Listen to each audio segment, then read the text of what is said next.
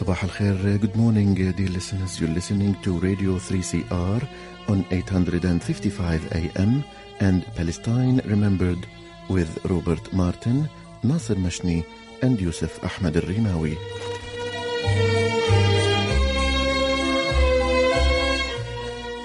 Palestine Remembered is Australia's only English-language radio program that is totally dedicated to Palestine.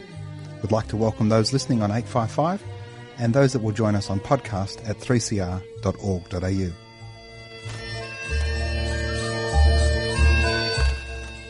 Thanks for joining us. Stay with us and enjoy the episode. Bringing you the news and views and the untold side of the Palestinian struggle for freedom from a Palestinian perspective. Good morning, listeners. It's February. It's Subscriber Month. COVID-19 restrictions have had a wide-reaching social and financial impact on 3CR and our community of volunteers. 3CR relies on the support of its listeners to keep going. We're a not-for-profit community radio licence holder, and a strong subscriber base is vital to our financial independence. We're community-owned and community-controlled. As we know, there's an ongoing and dire need for independent community-owned media that is free of commercial influence and government bias, media that speaks your language and gives voice to your community interests and concerns. Independent, community-owned media is unique, precious, and a necessary element of a functioning community. Palestine Remembered is unique. We volunteer our time and energy each week to bring you Palestine. 3CR is one of a kind. There are over 400 volunteers here, 120 shows, and we cater for everything from First Nation voices, community language, workers' rights, the LGBTQI plus community, and a great mix of musical genres from opera to heavy metal, people with disabilities, alternative current affairs, and much, much more. Where else can you hear about Palestine? Anti-nuclear issues, union-run radio shows, anti-fascist analysis, and the amazing raft of music, views and voices present at 3CR. Independent community media is more important than ever, and we hope you can show your support by becoming a member. I know you value independent community media and radio, and that's why you need to help us keep 3CR on air. 3CR relies on our listeners and supporters to stay online, on air and on point. Do me a great big favour, do Palestine in Australia a favour, do 3CR a favour, and subscribe today. You can do that at 3cr.org.au/subscribe.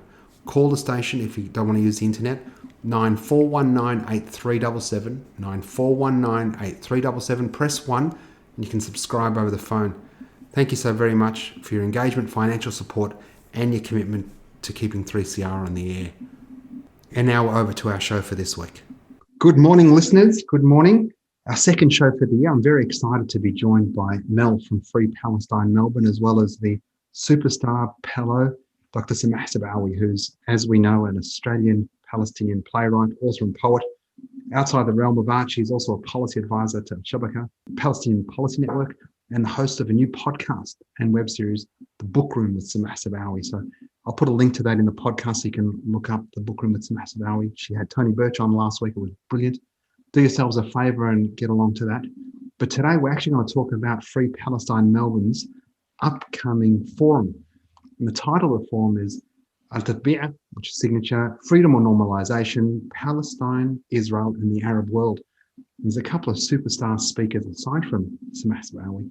Dr. Ahmed Jamil Azam, who's a Palestinian academic in the Political Science Department in Berzir in Palestine, and Dr. Khaled Haroub, who's a Palestinian academic professor of Middle Eastern Studies at Northwestern University in Qatar. So a fantastic event. I'll put details again in the podcast. It's Wednesday, the 10th of February, so coming Wednesday. And at Melbourne time, it's at 8 p.m. It'll go for an hour and a bit. There's a dynamic discussion followed by 30 to 40 minutes of Q&A. So make sure you get along to that. The details are at fpmelbourne.org, fpmelbourne.org. Again, those details will be in the podcast. I'll hand over to Mel, who's going to be interviewing Samah with a little bit of help from me. Good morning, Mel. Good morning, Nasser. Thanks for having me. And thank you, Samah, for joining us and for doing this event with us. We're really, really excited to have you on board and to be on the panel.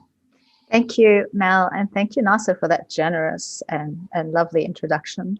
Now I have to act like a superstar, I suppose. Oh, you are a superstar. No words are enough, Samah. No words are enough. Well, thank you. I absolutely, and we know that we've got some star power on our panel, thanks to you joining us. So yeah, we're very, very grateful and appreciative to have your voice in this discussion.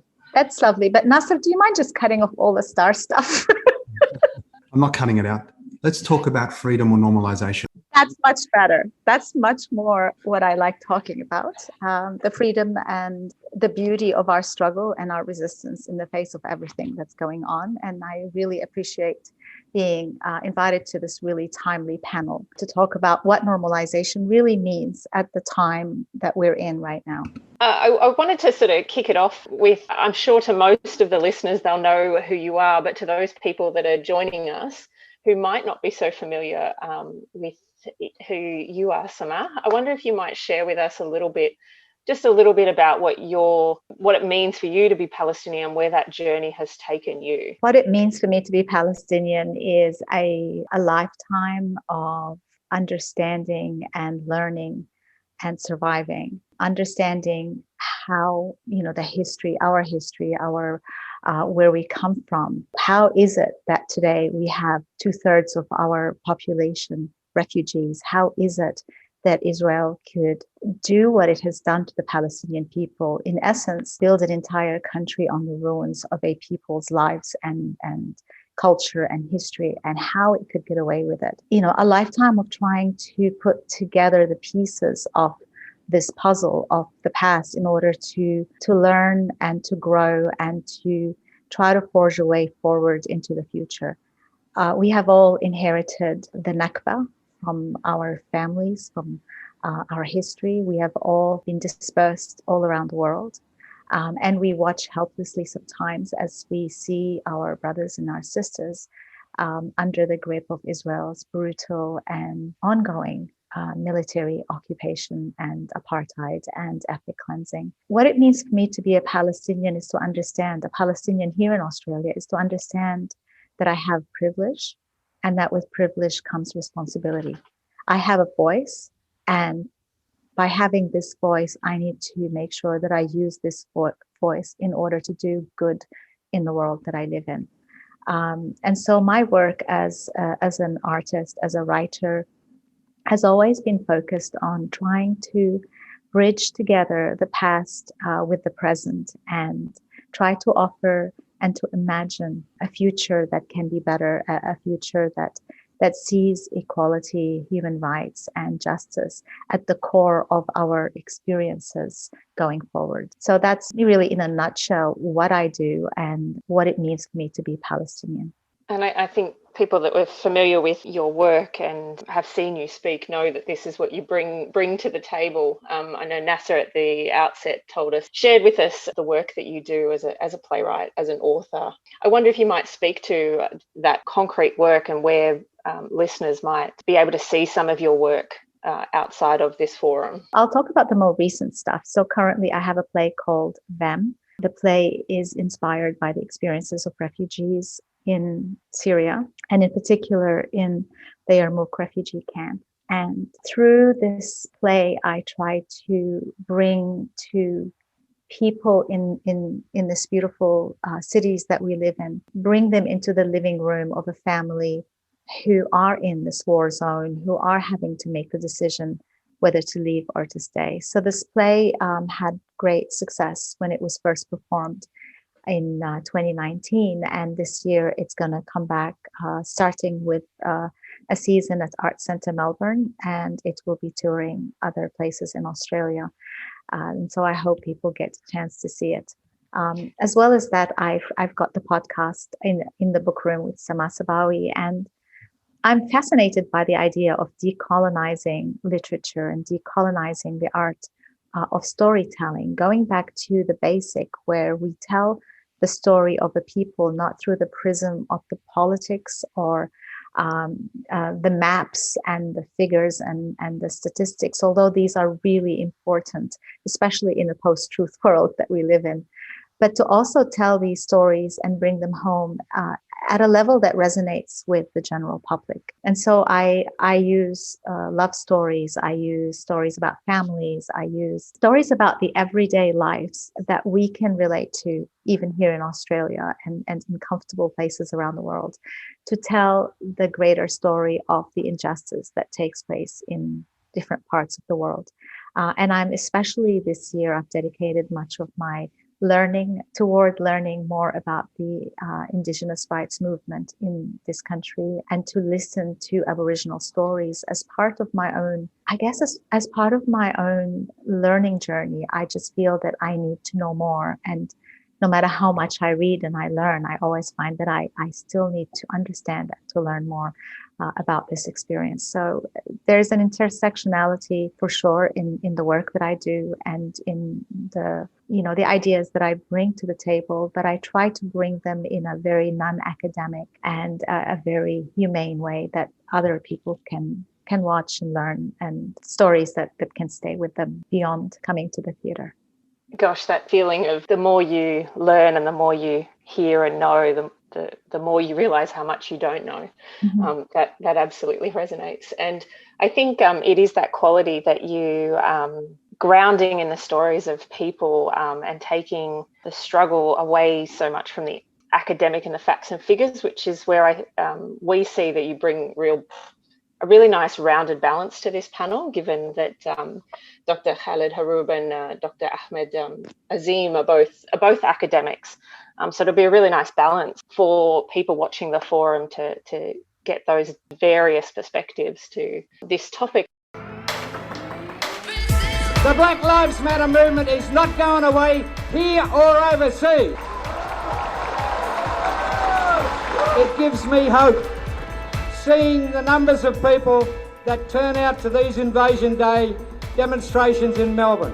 It gives me the understanding that we will win, folks. We will succeed. Subscribe to 3CR in 2021. Feed Radical Radio. Subscribe today. Go to 3cr.org.au/subscribe or call the station on 94198377.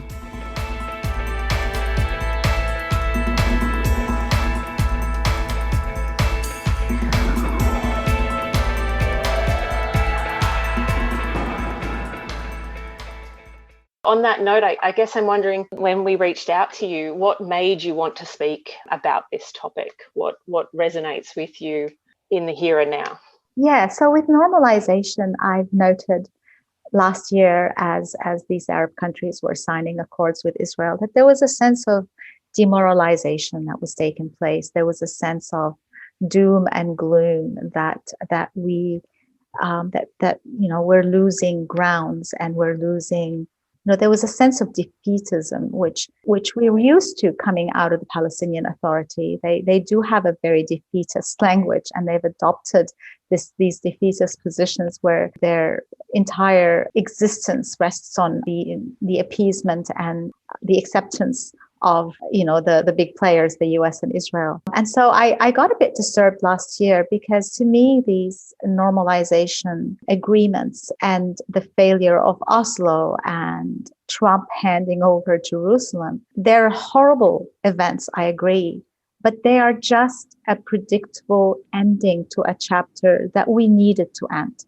The chapter of pretense, where our entire struggle and resistance was put within a context of negotiating in a very asymmetrical power structure. And it rested on this idea of, the Arab countries' pan-Arabism, which really is no longer true for our struggle. We are no longer part of the Arab region's struggle. And I don't mean that I don't mean to say that their struggle is not ours or ours is not theirs, but I'm just saying we have become bigger than that.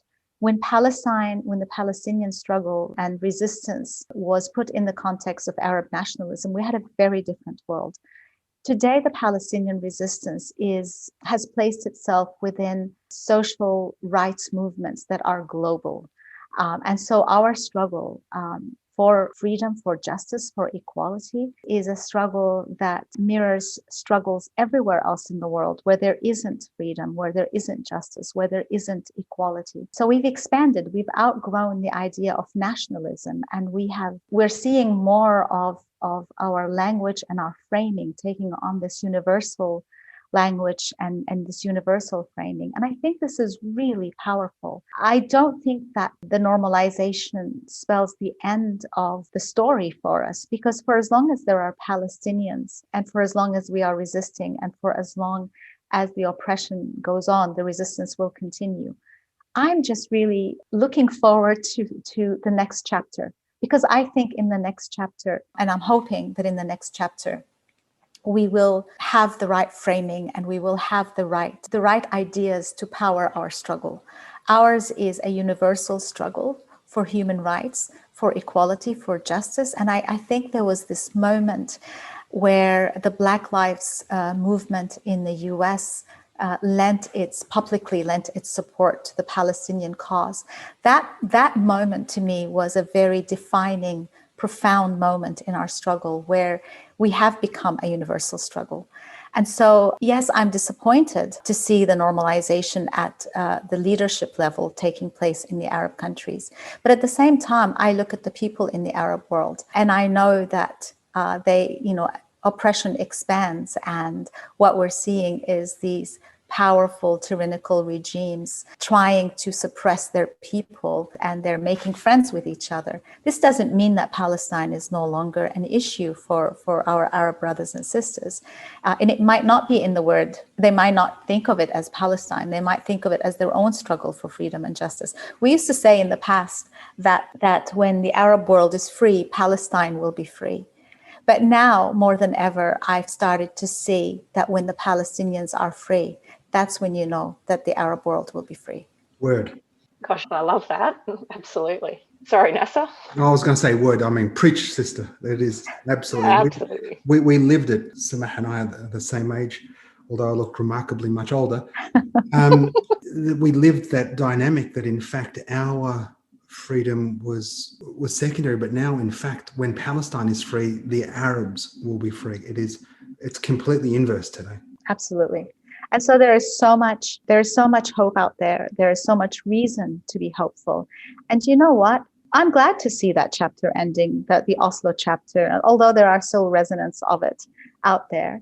But I think it couldn't have happened sooner. We need to move on with our struggle in the way that is suitable to the days that we live in, to the times that we live. Couldn't agree more, Samah. Thanks so much. Samah, President Biden has made, I read a report today, President Biden's made 10 phone calls since becoming president to leaders outside the world. The context of the article was about Scott Morrison, ScoMo, still waiting for his phone call. But also on that list, Benjamin Netanyahu hasn't had a call. Now, in the normalization, the reason we're normalizing is that, we're all in a battle against Iran, against the Persian Empire. And rather than land for peace, the dynamic from the Gulf became weapons for peace.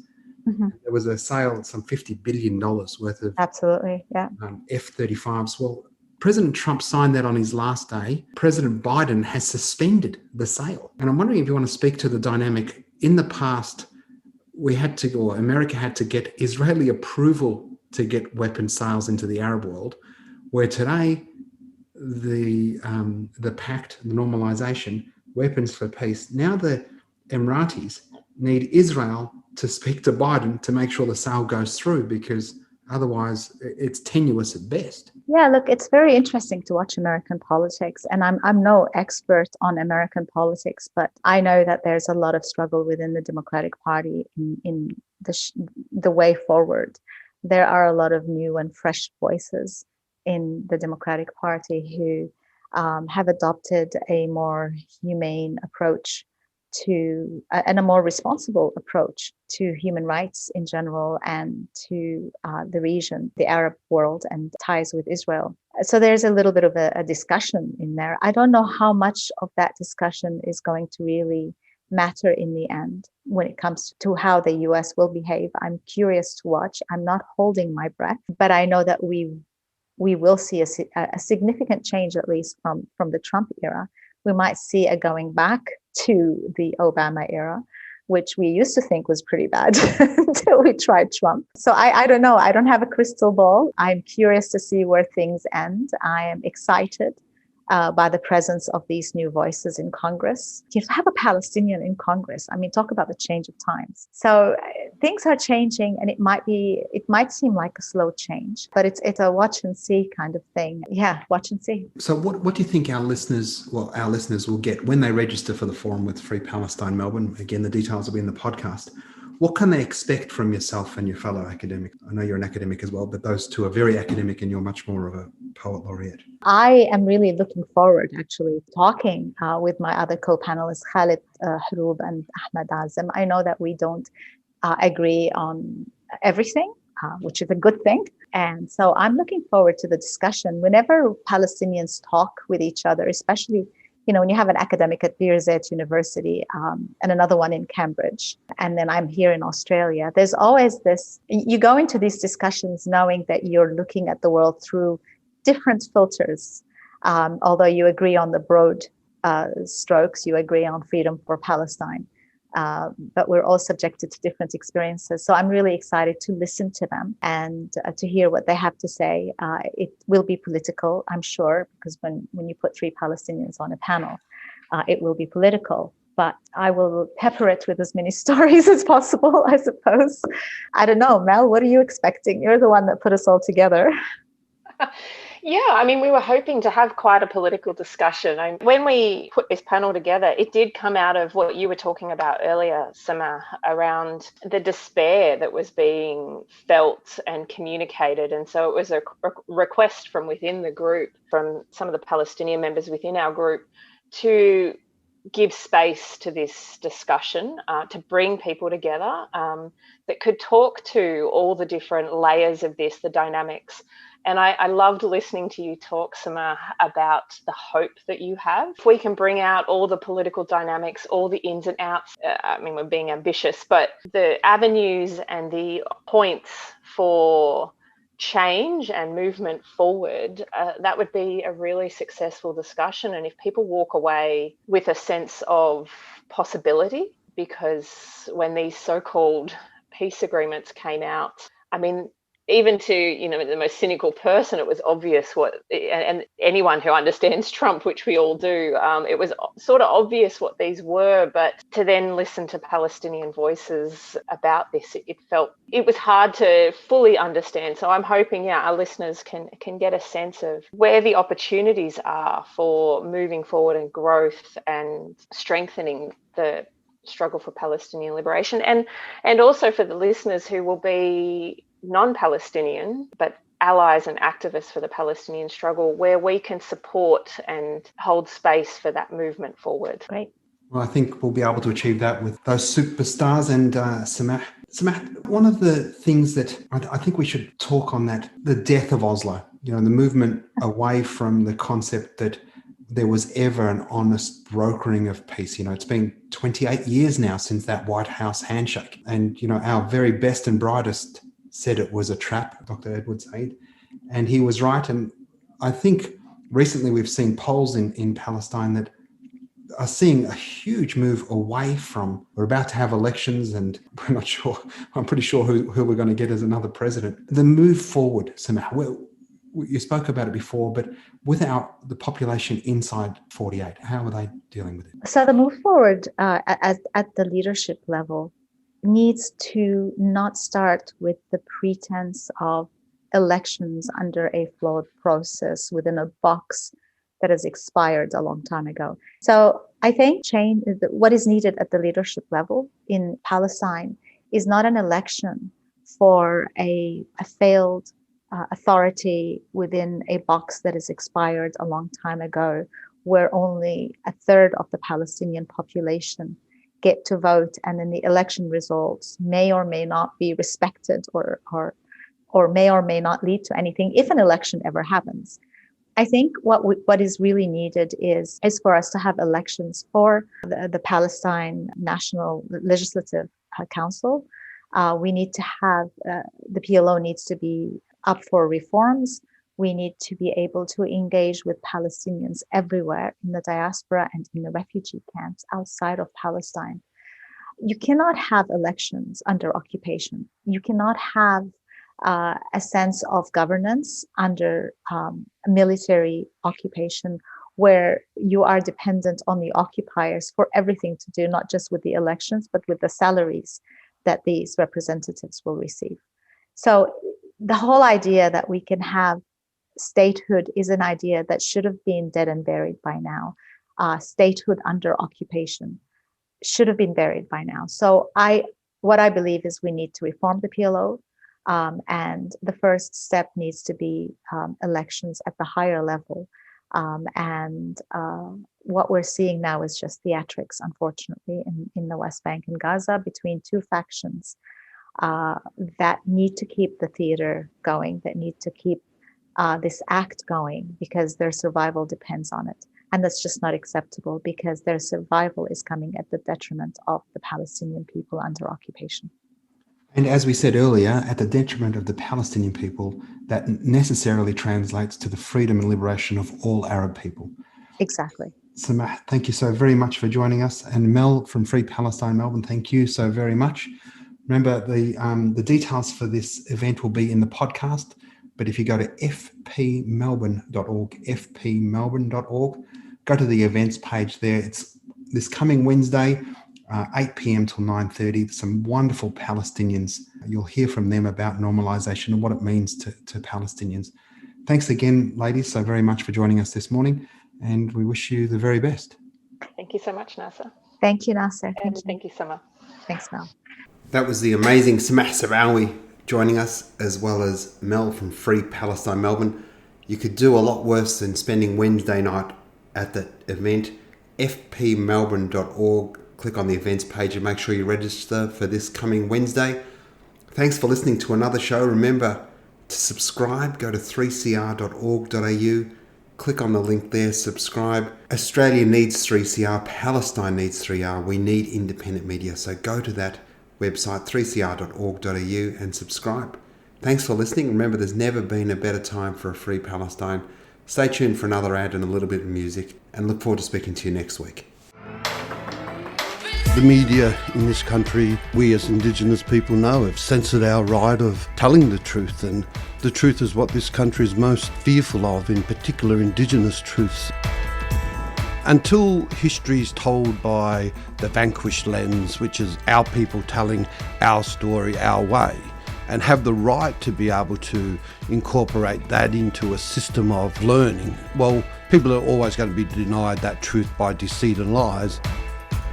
When you look at the type of psychological warfare and spiritual warfare that Aboriginal people are caught in, it's not just in the sense of military when they talk about weapons of mass destruction, but you're right, it's in terms of the media, and the industry of media is a warfare against our people, and so is religion, I believe, in the Western sense. They're all weapons of mass destruction against our people. We need to keep radical voices on air. Subscribe now. Go to 3cr.org.au/subscribe or call the station on 9419 8377. موطني الجلال والجمال والسناء والبهاء في رباك والحياة والنجاة والهناء والرجاء في هواك موطني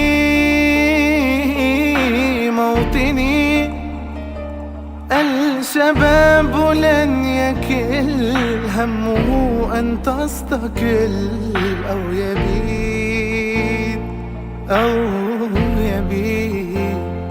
نستقي من الردى ولن نكون للعدا كالعبيد